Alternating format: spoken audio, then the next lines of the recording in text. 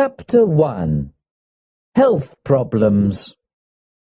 There were 4 of us: George, William Samuel Harris, myself, my friends call me Jay, and Montmorency. We were sitting in my room and were smoking and talking about our bad health. We were all feeling very ill, and we were unhappy about it. Harris said he felt dizzy sometimes. George felt dizzy too.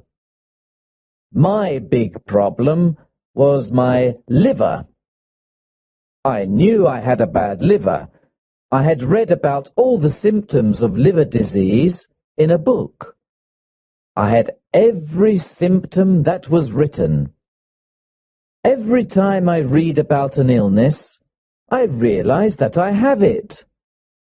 One day, I had a little health problem. I went to the British Museum Library to read about it. After some time, I began reading about another illness.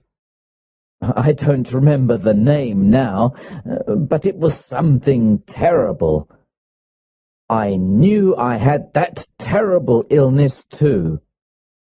I began reading the book from the letter A to the letter Z. I had the symptoms of all the diseases in the book, except for one. I didn't have housemaid's knee. This made me a bit unhappy. Why didn't I have housemaid's knee too? With all the diseases I had, I knew my life was short. I tried to examine myself. I tried to feel my heart. I tried to look at my tongue. When I had walked into the library, I had been a happy, healthy man. When I left it, I was a very ill man. I went to see my doctor. He is an old friend. Whenever I think I am ill, he examines me and says, "I'm fine." A doctor really must have practice. This time, I thought, he will get more practice with me than with 1,000 normal patients. After all, normal patients have only 1 or 2 diseases each. "Well, what's wrong with you?" he asked. I said, "If I tell you what is wrong with me, you will die before I finish. Life is too short. I'll tell you what is not wrong with me. I don't have housemaid's knee, but I have everything else." I told him about what I had read at the library. He looked at me carefully. He listened to my heart and looked at my tongue.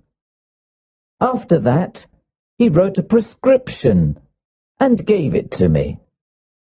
I put it in my pocket and went out. I didn't read the prescription. I took it to the chemist's and gave it to him. He read it and gave it back to me. He said, "I don't have the things on the prescription." "But you're a chemist, aren't you?" I asked. He said, "You're right, sir. I'm a chemist. I don't have a shop and a hotel." I read the prescription. It said, "Every 6 hours, 1 pound of good fresh meat, 1 pint of beer. Every morning, 1 10-mile walk. Go to bed no later than 11 o'clock each night, and don't read books about things you don't understand." I followed the doctor's prescription. It saved my life. I now feel rather well, except for my liver problem.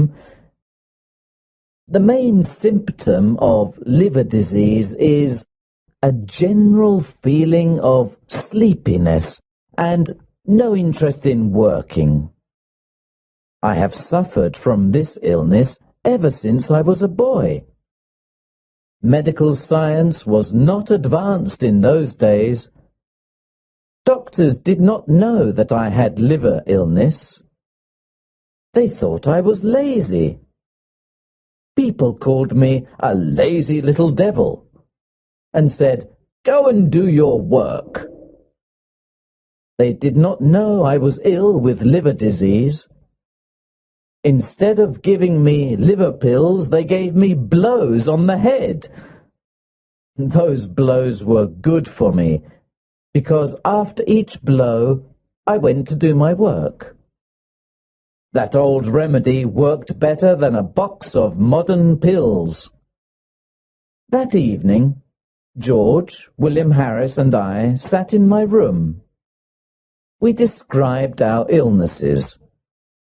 I explained to George and William Harris how I felt in the morning.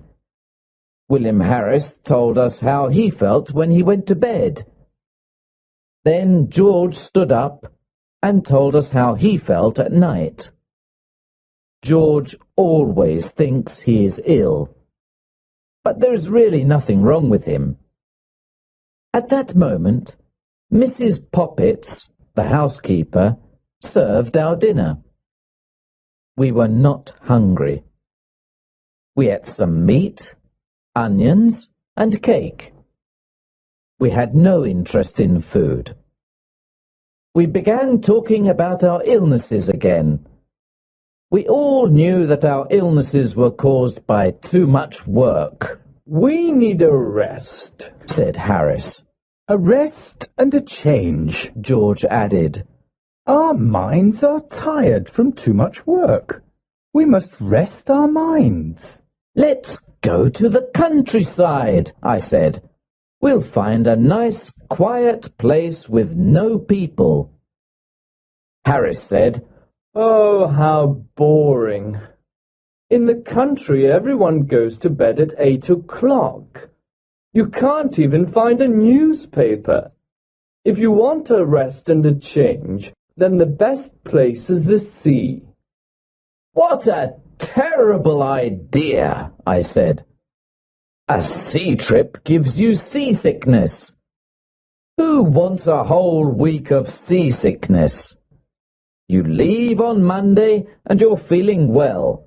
On Tuesday, you feel worse. Then on Wednesday, you're really sick. On Thursday and Friday, you're almost dead.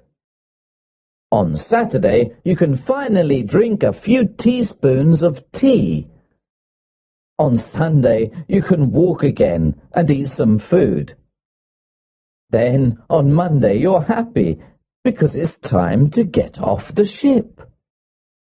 So George said, Let's go up the river. We'll have fresh air and quiet on the river. The hard work on the boat will make us hungry, so we'll enjoy our food. We'll be so tired at the end of the day that we'll sleep well. Harris said, "You don't have any trouble sleeping, George. There are only 24 hours in the day, and you sleep most of that time. If you sleep any more, you're dead. However, I like your idea of a holiday on the River Thames." I liked it too. George was surprised that we both liked his idea. The only one who didn't like the idea was Montmorency, my fox terrier. He looked at us with his big eyes. "You like the idea, but I don't," his face said. "On the river, there's nothing for me to do. I don't like looking at the trees. I certainly don't smoke. If I see a rat, you won't stop the boat so I can run after it. When I'm asleep, you'll probably rock the boat, and I'll fall into the river. The whole idea is stupid. We were 3-1, so we decided to go on the river trip. Chapter 2. Planning the trip. We looked at the maps and we discussed plans.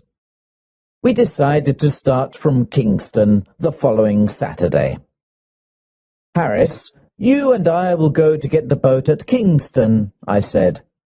Then we'll take it up the river to Chertsey, where we'll meet George. George works in the city until the afternoon. George goes to sleep at a bank from 10 o'clock to 4 o'clock, Monday to Friday, except on Saturdays. On Saturdays, they wake him up at 2 o'clock and put him outside the door. The next problem was where to sleep at night. George and I didn't want to sleep in inns. We wanted to camp out in the middle of nature. How beautiful, we said, sleeping in the country, under the stars, by the river. I can imagine it all, I said.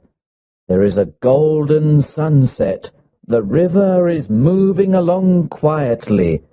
The forest is full of trees and birds.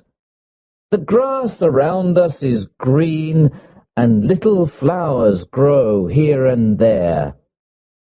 Soon it is dark. We row our boat into a quiet corner on the river.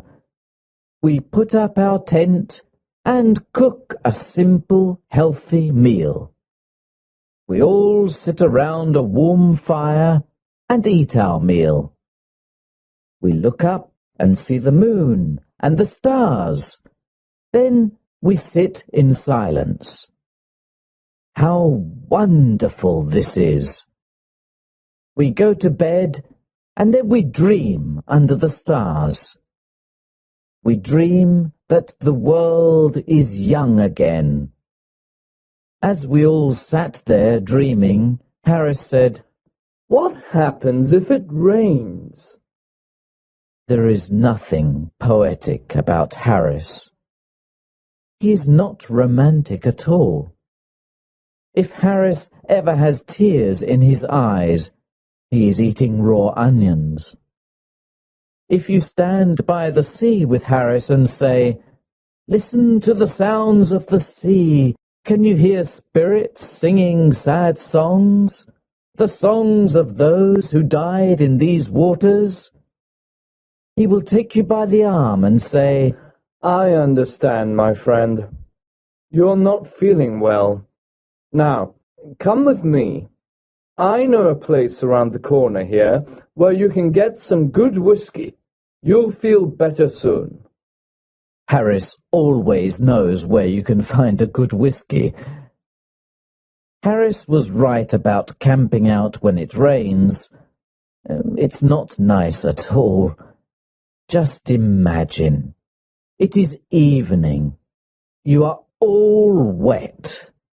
There is water in the boat, and all your things are wet. You find a place on the riverbank. You get out of the boat and pull out the tent. Now, 2 of you try to put it up. The tent is wet and very heavy. It is raining hard. The wind is blowing. The wet tent flies about. It falls on your head and makes you angry. It is difficult to put up a tent in good weather. It is impossible to do so in wet weather. The other man is of no help at all. He is a complete fool. The wind continues to blow, and the rain continues to fall. You look at the other man and say, "What are you doing with your side of the tent?" "What are you doing?" he answers. "Don't pull on your side," you shout. "I didn't pull. You pulled," he shouts. "You're doing everything wrong." you shout. What? He shouts. I can't hear you. You don't know how to put up a tent. We'll never put up this tent, you say. At this point, the third man has pulled the boat out of the water. He is completely wet. He wants to know why the tent isn't up yet. Everyone is wet and angry. Harris was right. Camping out in rainy weather is not a good idea.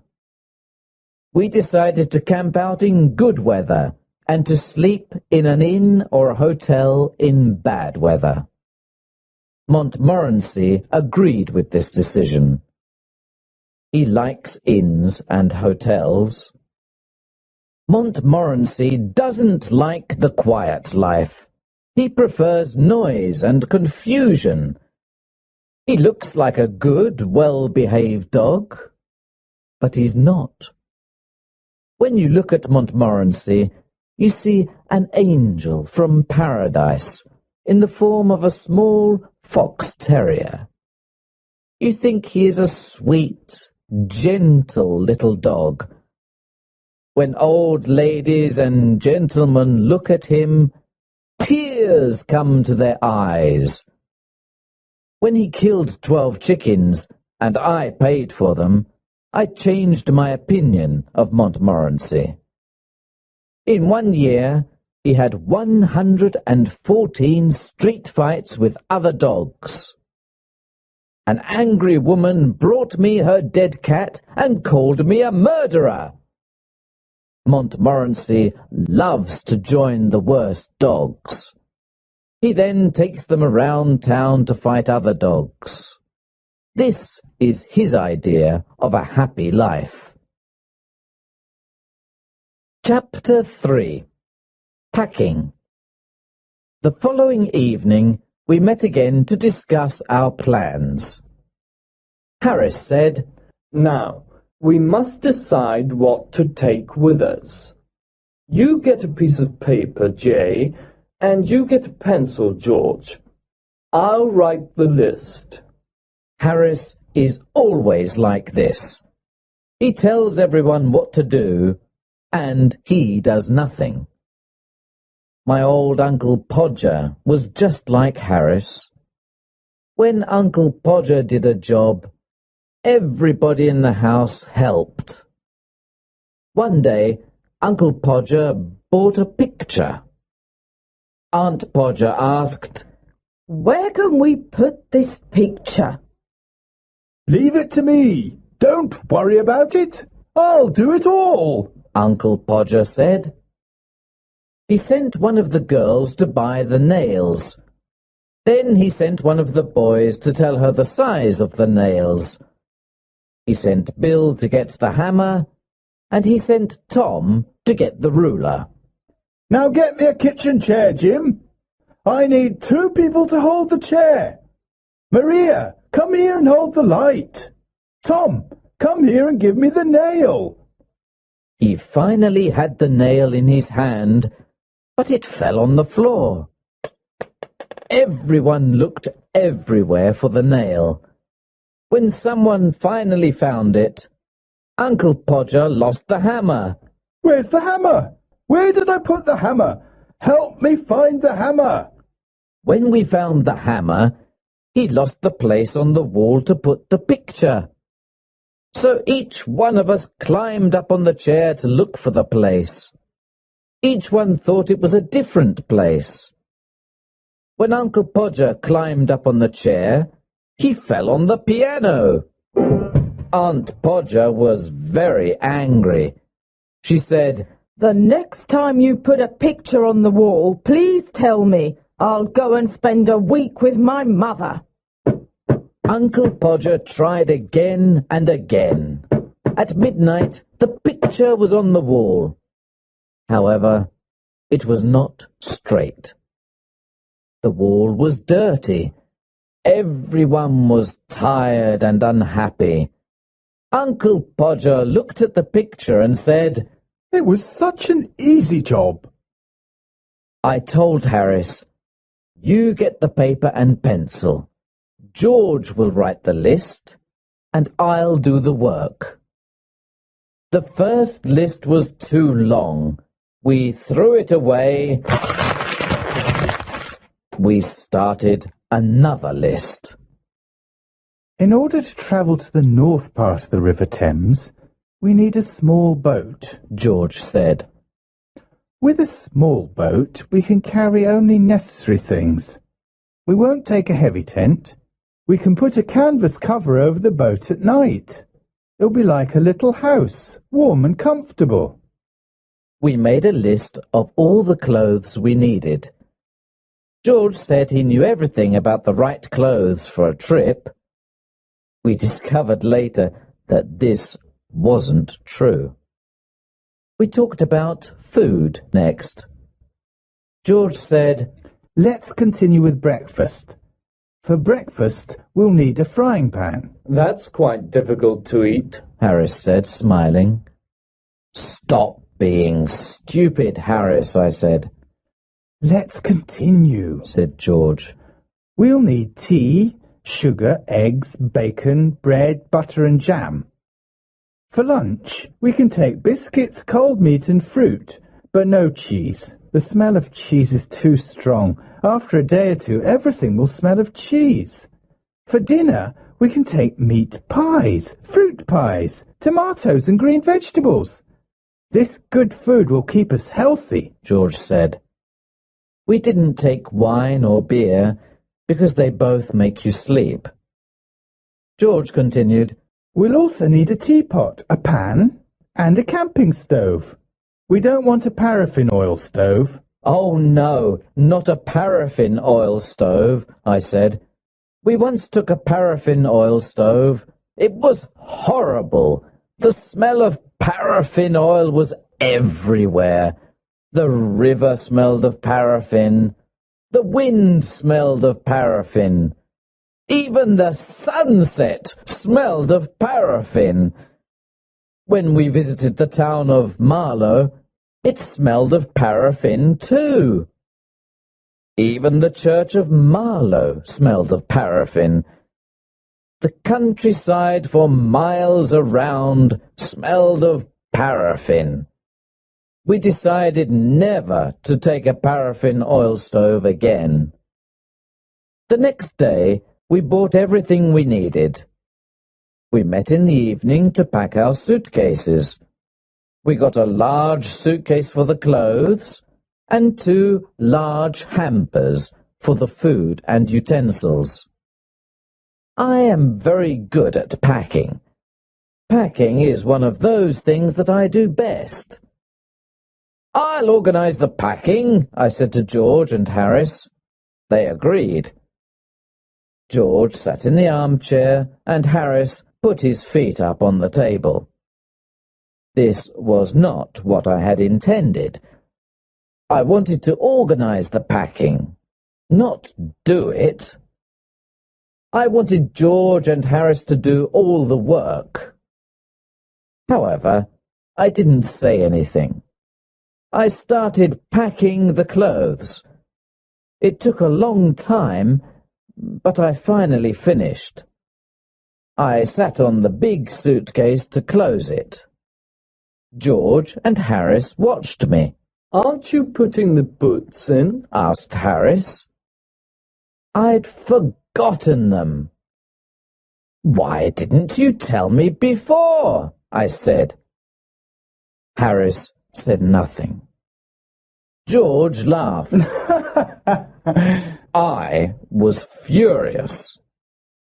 I opened the suitcase again and packed the boots.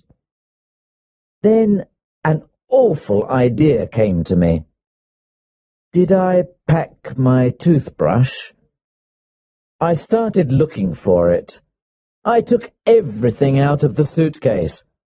I found George's toothbrush. I found Harris's toothbrush. But I didn't find mine. In the end, I found it inside a boot. I packed everything again. When I finished, George asked me, Is the soap in the suitcase? I don't care about the soap, I answered. I sat on the big suitcase again to close it. Then I remembered that my cigarettes were in the suitcase. I opened it again and finally closed it at 10:50 p.m. There were still the 2 hampers to pack.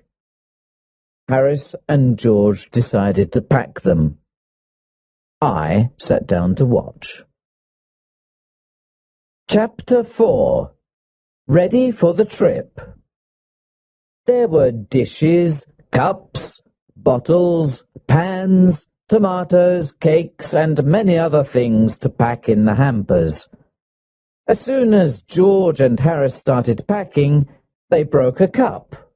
And this was just the beginning. George is the worst packer in the world. When George dies, Harris will be the worst packer in the world. They walked on things and broke them.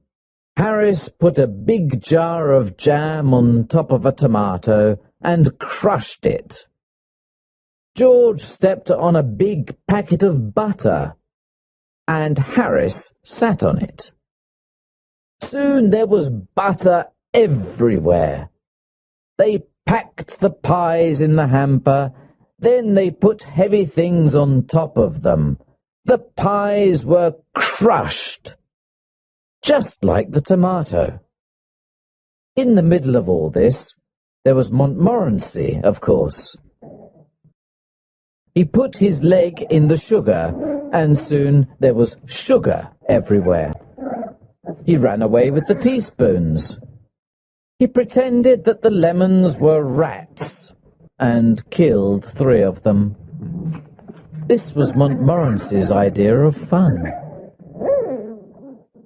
At 1 in the morning, the packing was finished. We were ready for bed. George said, What time shall I wake you up? Harris said, 7 o'clock. I said, 6 o'clock. Wake us up at 6:30, George, we said. It was Mrs. Poppets who woke me up the next morning. Do you know that it's nearly 9 o'clock? What? I shouted as I jumped out of bed. I woke up Harris and George. We began to get ready, and we remembered that we had packed our toothbrushes. So we went to get them out of the suitcase. This was not an easy job. At last, we were ready to eat breakfast. While we ate breakfast, George read the newspaper. He told us about the people killed on the river and about the bad weather report. George went to work, and Harris and I finished our breakfast. That morning, Montmorency invited 2 of his friends to the house. They fought most of the time. When we were finally ready, we carried our luggage to the road. We waited 20 minutes for a taxi. Taxis usually come every 3 minutes. A crowd of people was watching us. They looked at us, at Montmorency, and at Montmorency's friends. They looked at all our luggage. A big suitcase, a small bag, 2 big hampers, some pans, some umbrellas, 5 coats, and raincoats. At Waterloo Station, we took the 11:05 train to Kingston. At Kingston, our boat was waiting for us, below the bridge. Harris and I put our luggage in it. We got on the boat happily, but Montmorency was worried. Harris took the oars, and we started our 2-week trip on the River Thames. Harris was wearing a red and orange blazer. It was a beautiful, sunny day. We were enjoying the first moments of our holiday. When we passed Hampton Court Palace, Harris asked, "Have you ever visited the maze here?" He said he had gone into the maze once to show a friend. He studied a map of the maze before going in. He knew it was very easy to get out again. Harris said to his friend, "We'll go in and walk around for 10 minutes. Then we'll come out and have lunch. It's very easy. Take the first turn to the right each time." In the maze, they met some people who had been there for 45 minutes. They wanted to get out because they were lost. Harris said, "Follow me. I'm going out in 10 minutes. The people thanked him and started following him.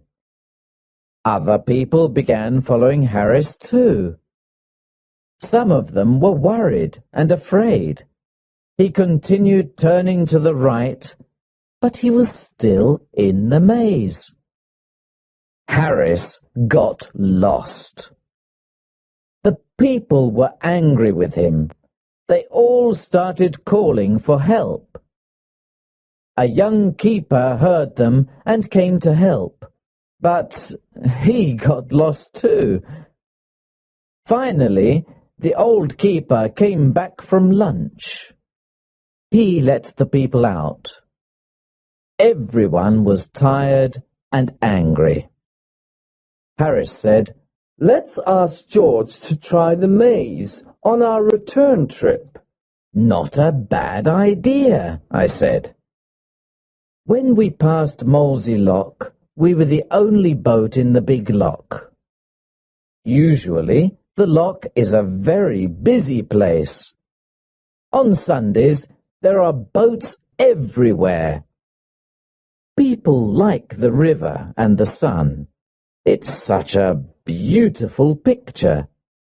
The river, the trees, the flowers, and the people in their colourful clothes. At Hampton, Harris wanted to stop the boat and have a look at the church. I don't like visiting churches, but Harris loves it. I came on the trip only because I wanted to visit Hampton Church. You know, I love churches, churchyards and tombs. The idea of not seeing Hampton Church with Mrs. Thomas's tomb makes me angry. "Who is Mrs. Thomas?" I asked. "I don't know, but she has a strange tomb." I said, "We must be at Shepperton at 5 o'clock to meet George." Harris said, "George? Why can't George be here to do some work? Why doesn't he help us with this heavy boat? What does he do at the bank? He sits behind a piece of glass all day and does nothing. I work. Why doesn't he work? I'm going to have a drink." "There are no pubs near here. The nearest pub is far away," I said. "What? We'll all die of thirst. No pubs?" "If you're thirsty, we have water in the boat," I said. "Water? Water makes people ill," he said. "However, I am very thirsty and I must drink something." So he took the bottle and drank some water. Chapter 5. First day on the boat. We stopped at Kempton Park and had lunch under the trees. Good food always calms Harris. We reached Sunbury Lock at 3:30. We then went to Walton, which is a historical town. Julius Caesar stayed there with his soldiers. Queen Elizabeth stayed there too. You can never escape from that woman. She was everywhere.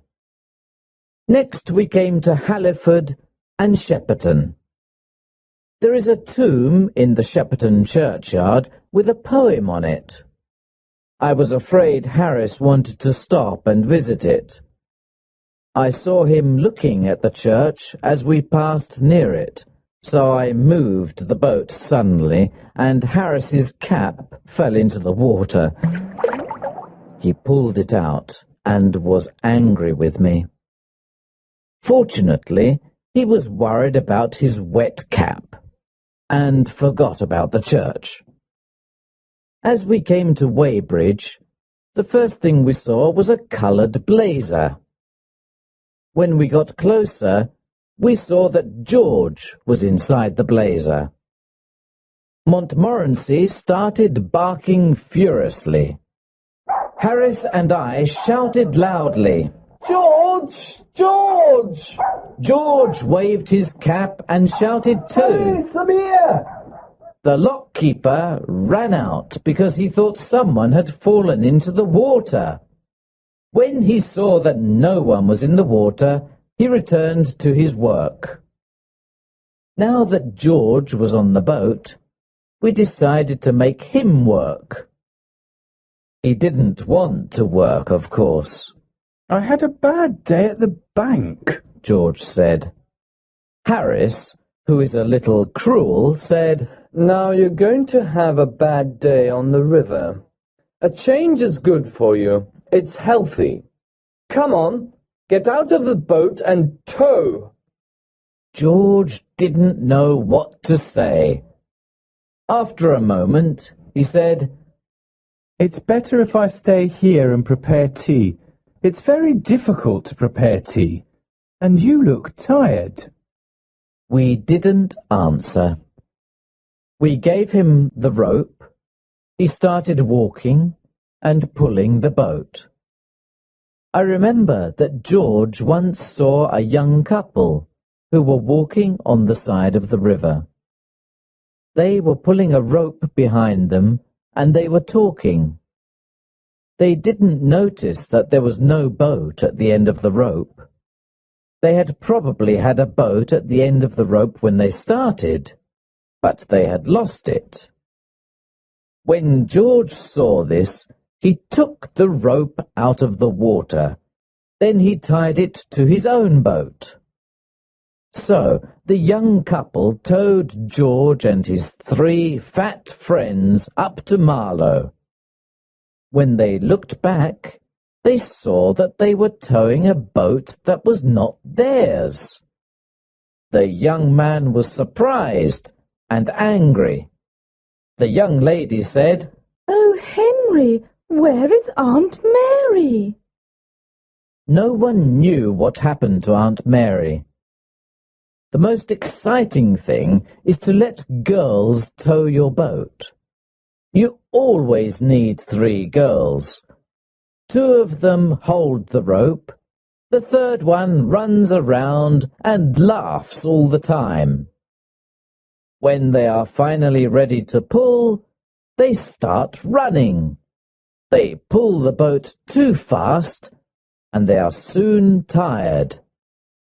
They sit down on the grass to rest and laugh. While they rest, your boat goes out into the middle of the river. Oh, look! They say. The boat's gone to the middle of the river.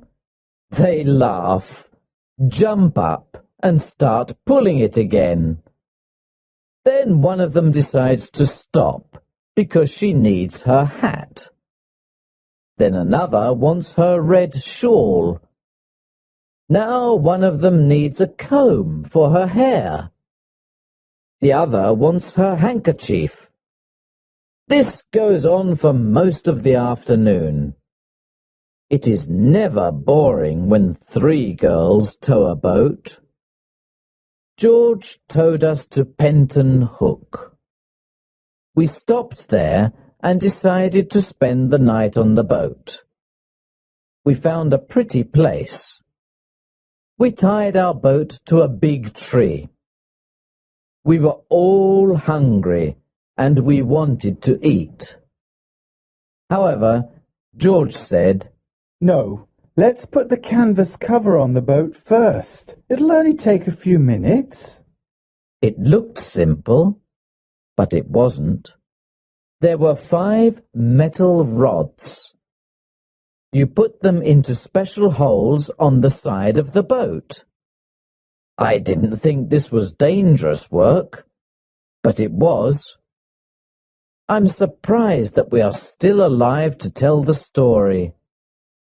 First of all, the metal rods did not go into their holes. We jumped on them, kicked them, and pushed them. When the rods were in their holes, we tried to put the canvas cover on the boat. George took one part of the cover. He tied it at the front of the boat. Harris stood in the middle to help George with the cover.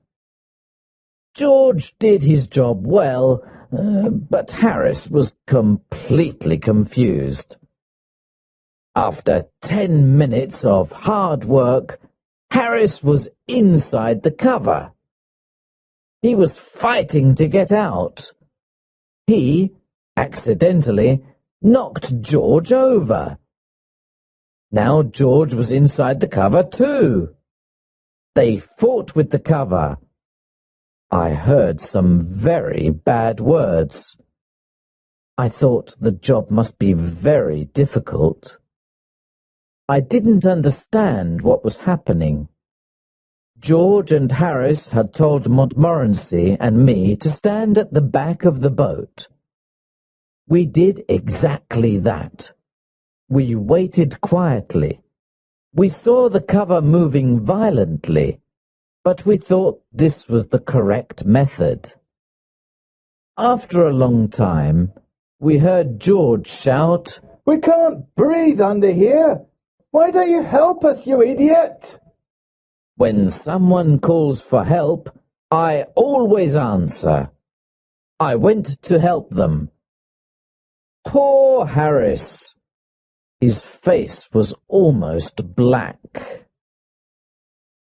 Chapter 6. Harris makes scrambled eggs. As soon as the cover was in place, we started to prepare supper. We wanted some hot water to make tea. We put the tea kettle on the stove. We pretended that we were not interested in the water. We wanted the water to think that we did not care about it. We began to prepare supper. This was the only way to make the water boil on a boat. If the water knows you are waiting for it, it will never get hot. You must not look at it. It's a good idea to shout, I don't want any tea. Do you, George?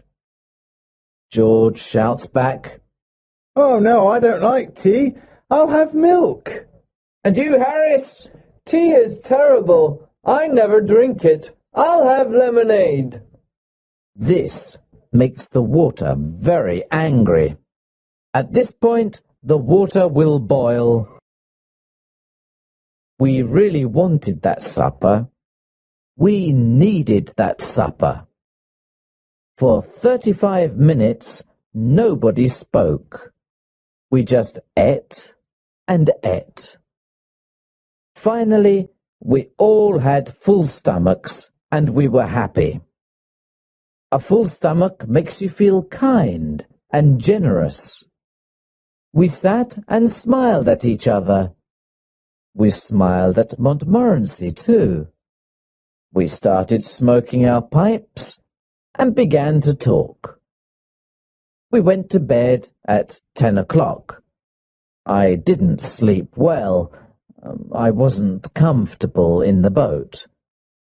I woke up at 6 o'clock the next morning, and George did too.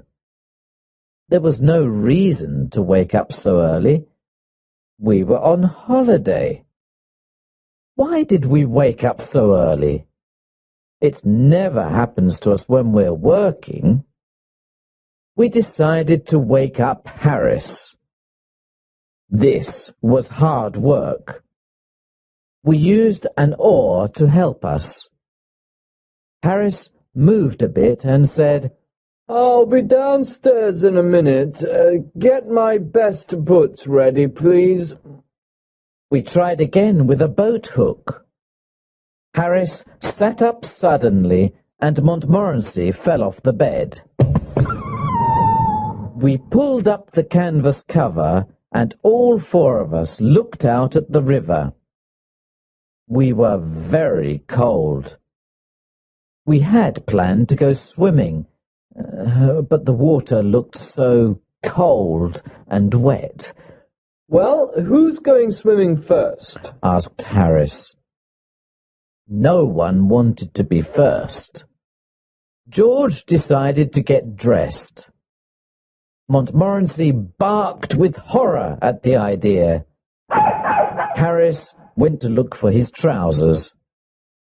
I decided to go to the river bank and throw some water on myself. I held on to the branch of a tree as I moved to the water. It was very cold, and I decided not to wet myself. I wanted to go back to the boat. But suddenly, the branch of the tree broke.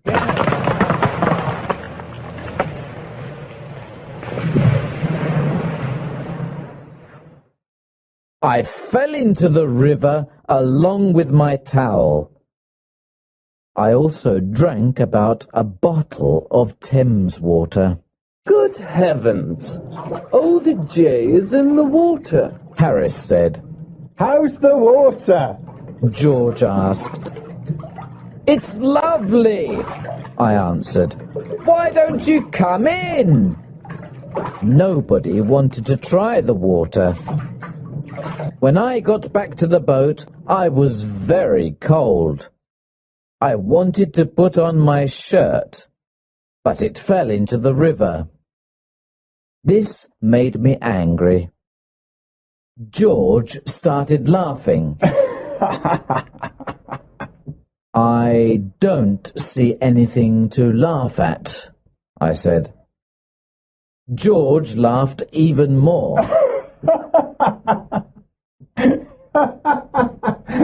I never saw a man laugh so much.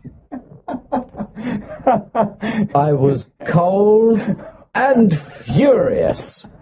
I was trying to get my shirt out of the river.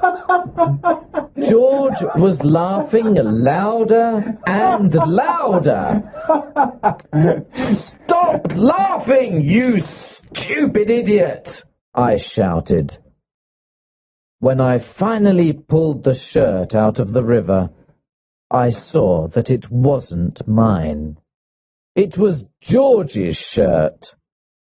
I started laughing too.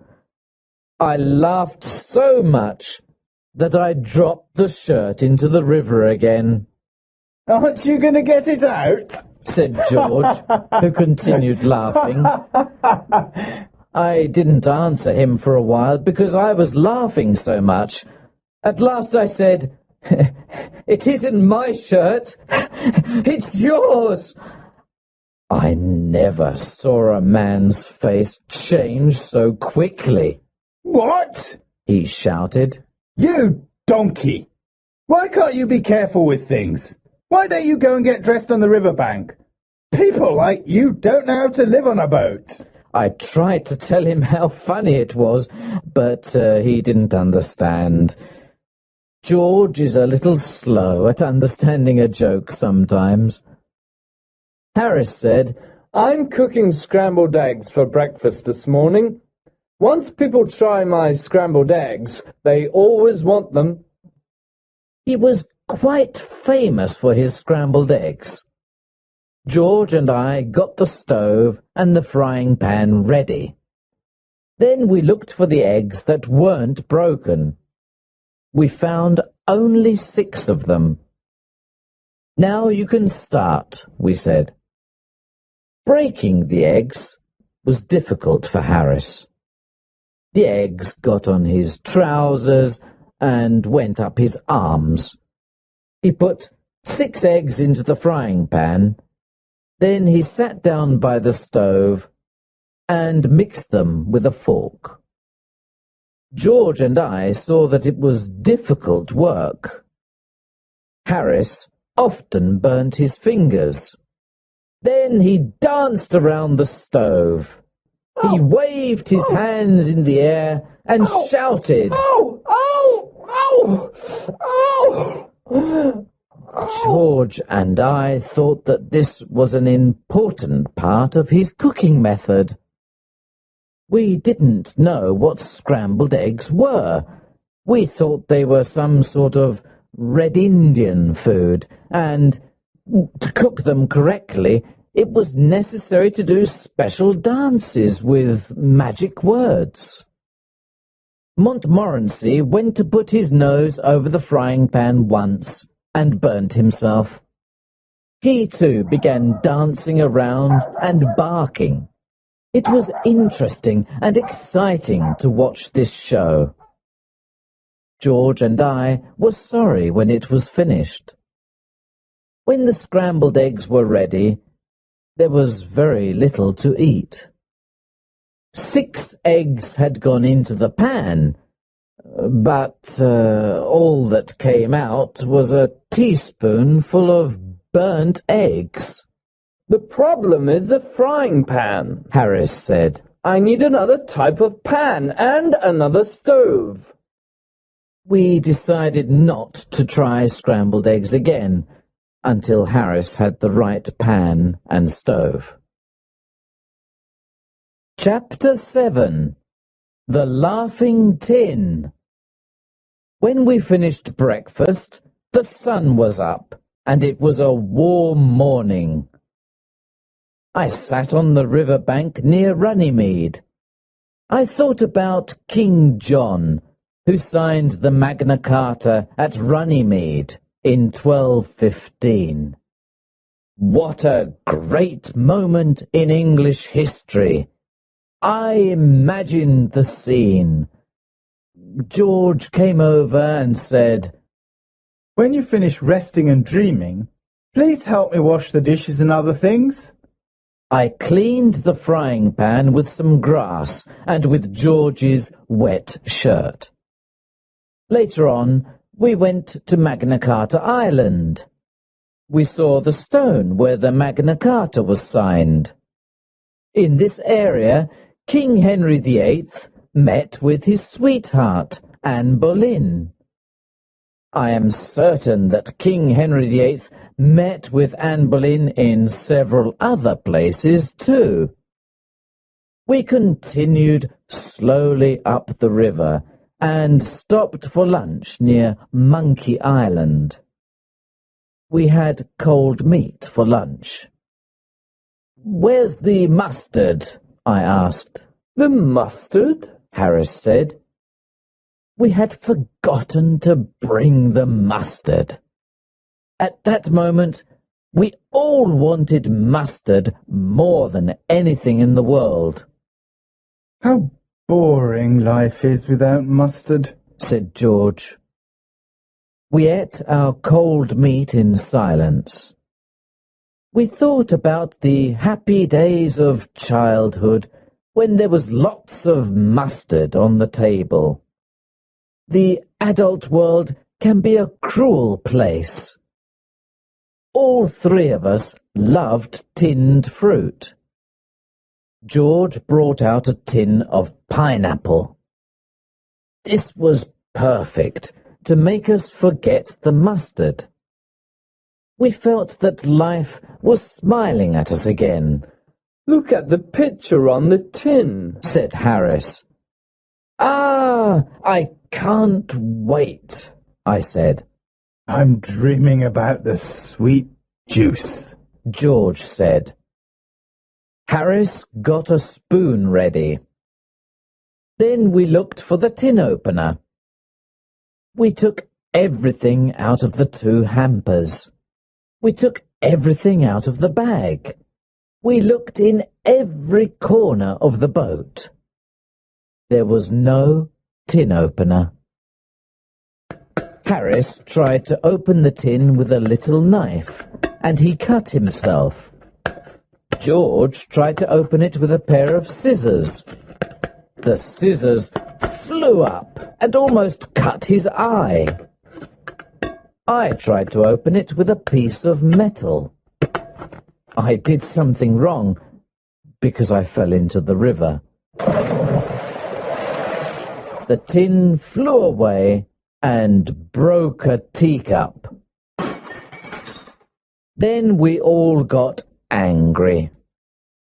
I started hitting the tin with a piece of wood. Harris hit the tin, and so did George. We changed its shape. We made it square. We made it round. Then we made it flat. But we still couldn't open it. The tin looked at us and seemed to be laughing. It was ugly, and it frightened us. I threw it in the river. Then we rowed away and didn't stop until we reached Maidenhead. It was evening, and a strong wind started blowing. The wind was behind us, and we put up the sail quickly. The wind blew, and the boat flew up the river. I was steering the boat, and George and Harris were enjoying the trip. Sailing is exciting. It's almost like flying. You feel that you are part of nature. We were alone, and we flew along the river. Far in the distance, we saw a small fishing boat. There were 3 fishermen in it. The sun was going down, and there was a red light on the water. The river seemed magic. It was like a dream. We felt that we were sailing into a strange land. We did not sail into a strange land. We sailed straight into the fishing boat with the 3 old fishermen. At first, we didn't know what was happening, but when we heard the bad words that came from the other boat, we knew we were near people. We also knew that those people were not happy. The 3 old fishermen fell off their seats. There were fish all over them. They slowly tried to get up. As they did this, they cursed us. They didn't curse us with common curses. They used long, special curses. They also cursed our parents, families, friends, neighbours, pets, and jobs. These curses were for the present and the future. Harris stood up and said, Be thankful for a bit of excitement in your lives. Your lives must be so boring, just sitting and fishing all day. My friends and I are very unhappy to hear men of your age use such bad words. The 3 old men did not agree with Harris. I'll steer the boat now, Jay, said George. An intelligent man like you must do better things. Leave the steering to me before we all drown. Chapter 8. Montmorency meets a cat. At Marlow, we left our boat by the bridge. We spent the night at the Crown Hotel. The next morning, we went swimming before breakfast. On the way back, Montmorency met a cat. Montmorency and I don't agree on cats. I like cats. Montmorency doesn't. When I meet a cat, I stop and say hello. I pet it gently. The cat is happy, and I am too. When Montmorency meets a cat, the whole street knows about it. A lot of bad words fly through the air. As soon as Montmorency saw the cat, he barked with happiness. The cat was walking slowly across the street. Montmorency ran after the cat, but the cat didn't run. He didn't understand that his life was in danger. This cat was big and black. It had half a tail, half a nose, and only one ear. It was a clever street cat. Montmorency is a courageous dog, but the cold eyes of that cat terrified him.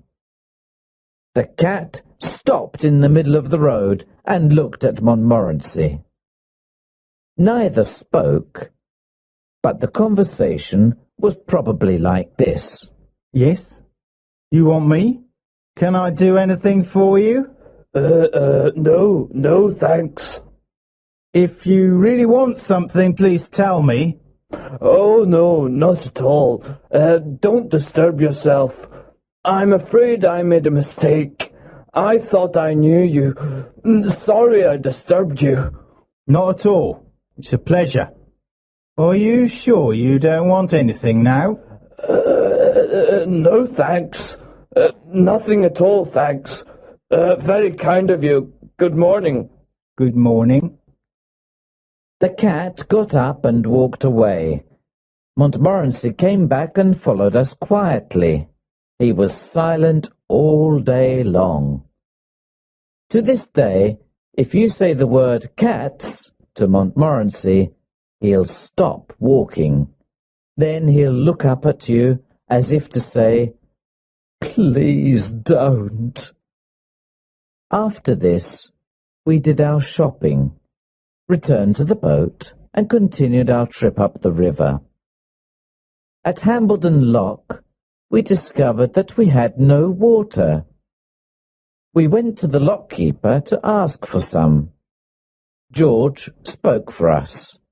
With a friendly smile, he asked, May we have some water, please?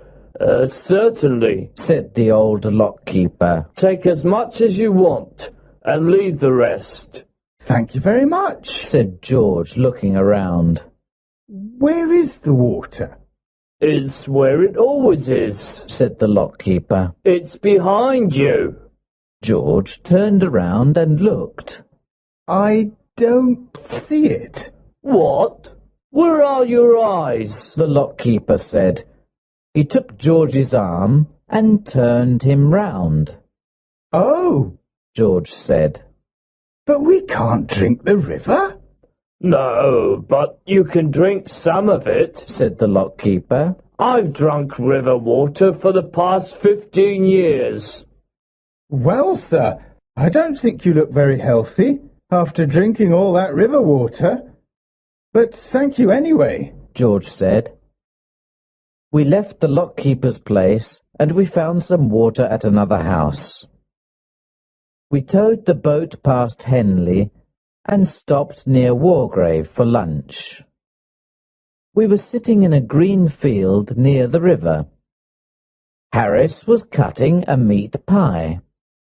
George and I were waiting with our dishes. I need a spoon, said Harris.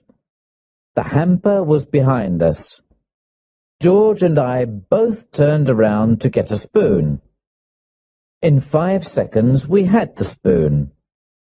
When we turned back, Harris and the meat pie were gone. Disappeared. It was a wide open field. There were no trees nearby. Harris did not fall into the river because the river was far from us. George and I looked all around. Then we looked at each other. "Has he gone up to heaven?" I asked. Angels don't take meat pies to heaven, George said. "You're right," I agreed. Then there's been an earthquake, George said. I'm sorry he had the meat pie with him. Sadly, we looked at the place where Harris and the meat pie were sitting. Then, with horror, we saw Harris's head. Only his head. It was in the grass. His face was red and furious. George was the first to speak. Say something. Are you dead or alive? Where is your body? Oh, don't be an idiot, Harris shouted. I think you made this happen. You told me to sit there. It's your stupid joke. Here, take the pie. Harris didn't know it, but he was sitting next to a big hole. The long grass covered it. He fell into the deep hole without knowing anything. At first, he thought that it was the end of the world. Harris still thinks that George and I planned it all. Chapter 9. Fighting Swans. After lunch, a gentle wind pushed us up the river past Wargrave and Ship Lake. We got out of the boat at Sunning and walked around the village. Sunning is a lovely village. Everything is clean and beautiful. Each house is covered with roses. We decided to return to one of the Ship Lake Islands to spend the night. George said, Let's have a special supper tonight. Let's make an Irish stew. We can put everything into one big pan. What a wonderful idea, Harris and I said. I'll get the wood and make a fire, George said. You two can peel the potatoes. This was a very big job. We were happy and excited, but when we peeled our first potato, we understood that this was not exciting. It was hard work. The first potato we peeled looked like a pea. George looked at it and said, No, there's no potato left. Do it like this. We worked hard for half an hour, but we peeled only 4 potatoes. We refused to continue. Well, just put the potatoes in without peeling them. Let's add some carrots and other vegetables. Look in the hampers and take out all the pieces of old food. We'll put them in the stew. You can put anything in a stew. We found half a pork pie, a tin of fish, and a few broken eggs. We added these to the stew. Montmorency watched us carefully and then left. After a while, he returned with a dead rat in his mouth. He wanted to add something to the stew too. We discussed it first. Harris said, It's all right to add the dead rat. It will be mixed with the other things. A stew needs many ingredients. George said, Well, I don't want to try anything new. Maybe next time. I'm sorry, Montmorency. Harris said, If you never try anything new, you'll never discover things. It's men like you, George, who slow down the progress of our world. George didn't listen to Harris. The stew was a great success. It was delicious, excellent in every way. We all really enjoyed it.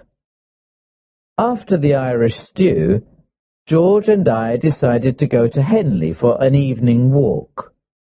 Harris wanted to stay on the boat and drink a whiskey. When we returned to the boat, Harris was sad and confused. What happened to you, Harris? Swans, he said.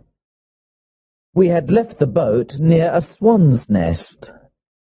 When George and I were in Henley, Mrs. Swan came back to the nest. She started to shout at Harris. Harris frightened her away. She went to get her husband, Mr. Swan. Harris had a terrible fight with these two swans. Harris finally won the fight. However, half an hour later, Mr. and Mrs. Swan returned with 18 other swans. There was a horrible fight. The swans attacked Harris and tried to pull him off the boat. They wanted to drown Harris and Montmorency. Harris fought with courage for 4 hours. In the end, he killed them all.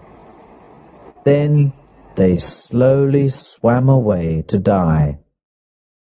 How many swans were there? George asked. 32, said Harris, who was sleepy.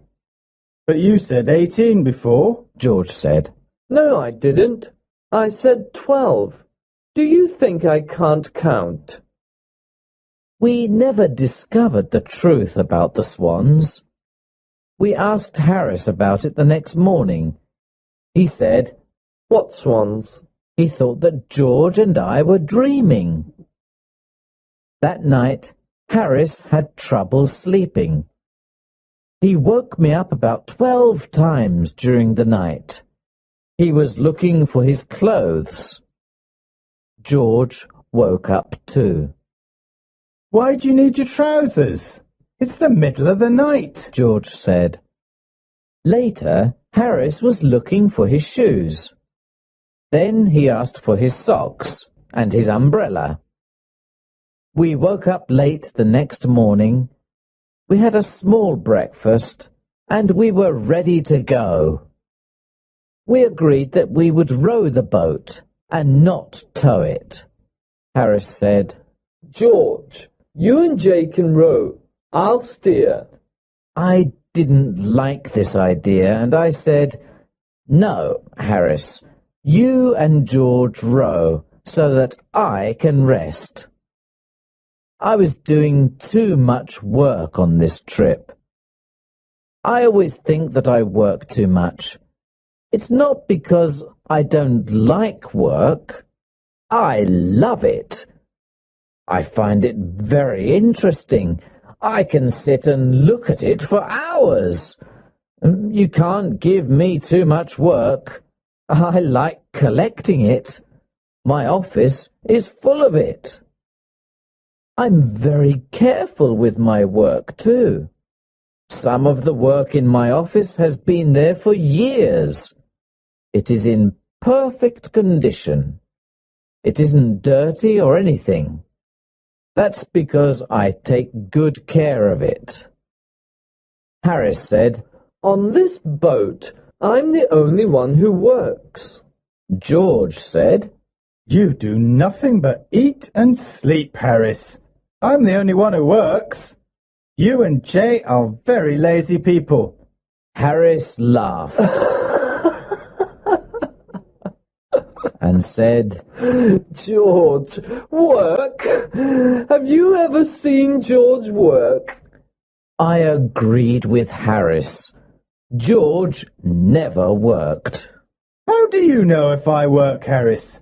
You're always sleeping except at meal times. Have you ever seen Harris awake except at meal times? George asked me. I agreed with George. Harris worked very little on the boat. Oh, please. I do more work than old Jay, Harris said. Well, it's difficult to do less work than old Jay, George added.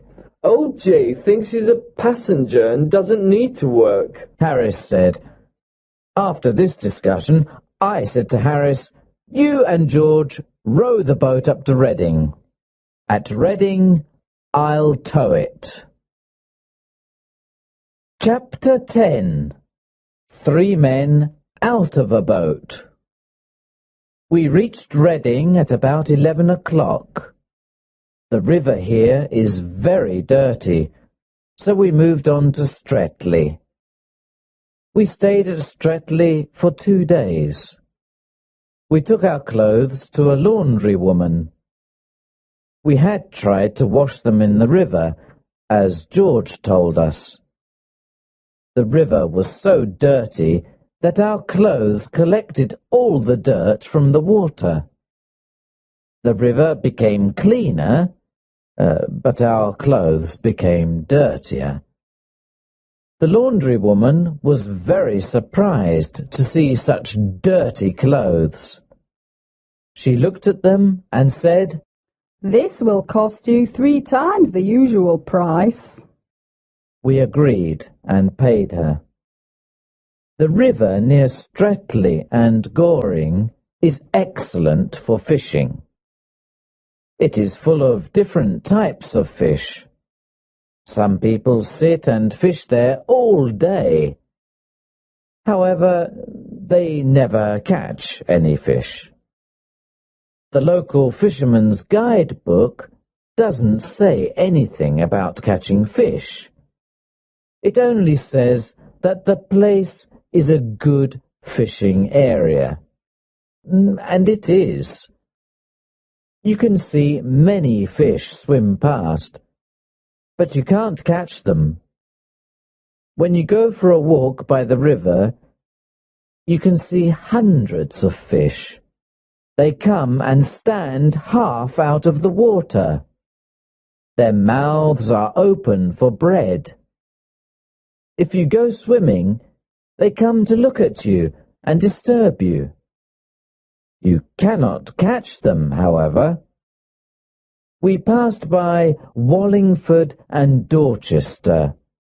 Both are ancient British towns. In the days of the Roman Empire, the Romans camped here and built fortifications. We spent the night at Clifton Hampden, which is a pretty village. We finally arrived at Oxford and spent 2 excellent days there. Oxford is a beautiful town with its old university. Oxford is also full of dogs. Montmorency was very happy. He had 11 dog fights on the first day and 14 on the second day. He probably thought he was in heaven. We left Oxford on the 3rd day to return home to London. When we left Oxford, it was raining. The rain continued without stopping. When it's sunny, the river is a dream. But when it's rainy, the river is brown and unfriendly. It rained all day. At first, we pretended to enjoy it. Well, this is a nice change. Too much sunshine is boring. Nature is beautiful even when it rains, I said. Yes, Harris said. it's good to see the river in all kinds of weather. The rain is good for you. I can't understand people who are afraid of a little rain. Harris and I sang songs, and we were quite happy. George did not agree. He stayed under the umbrella.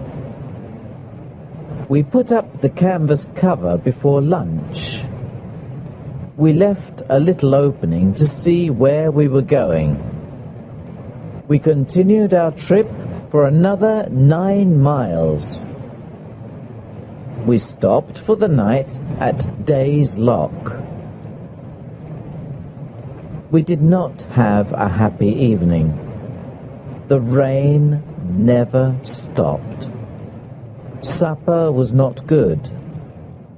We were really tired of cold meat. We dreamt about our favourite foods.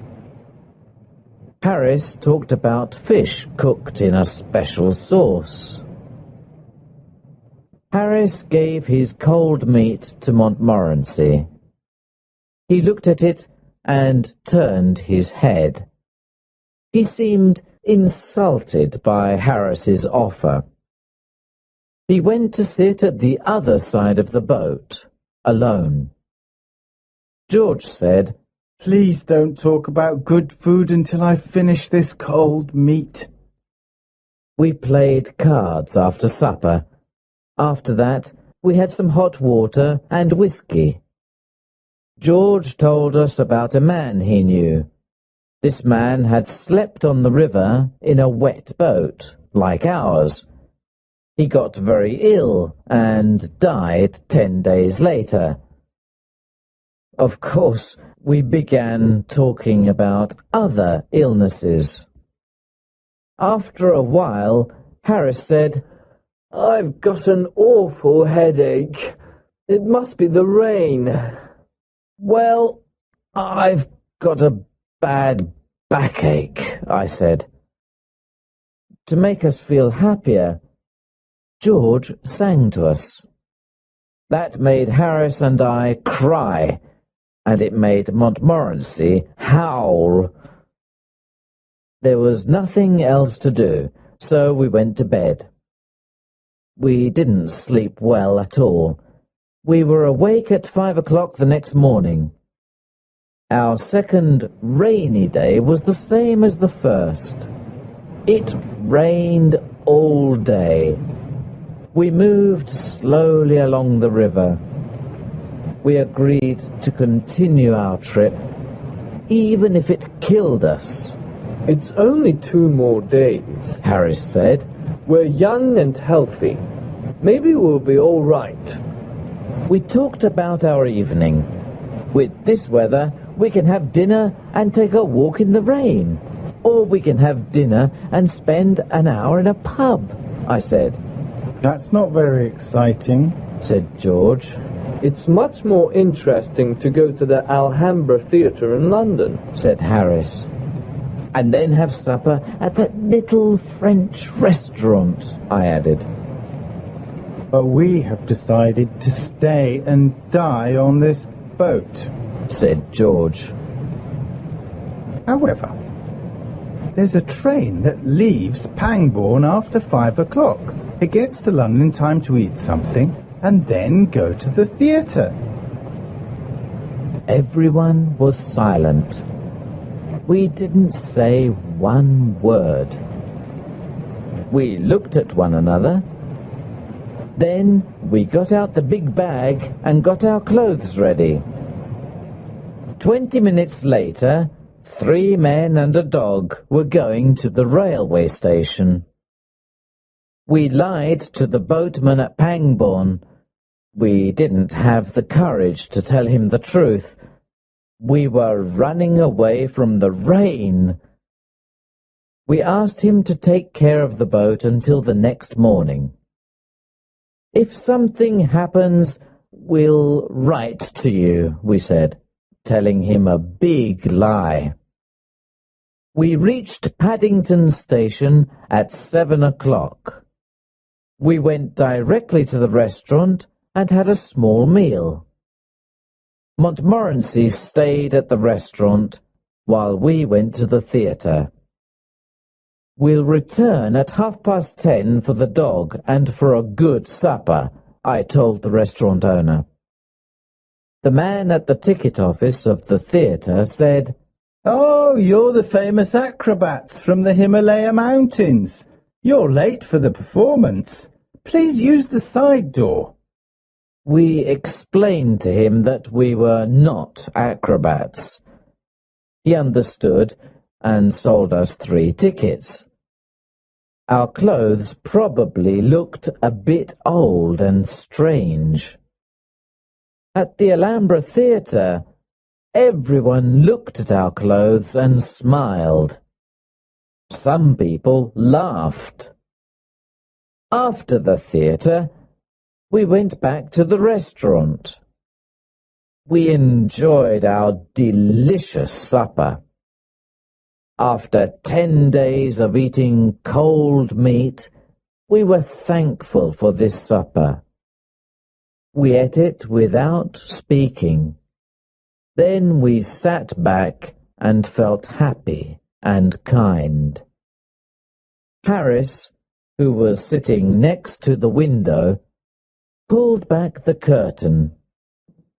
He looked at the wet street. It was rainy and dark. The wind was blowing.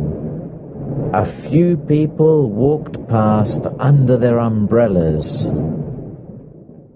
Harris took his glass and said, Well, we had a good trip, and I say thank you to old Father Thames.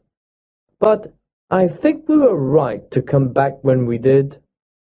Here's to 3 men well out of a boat. Montmorency stood on his back legs in front of the window. He looked at the wet night and gave a short bark of agreement.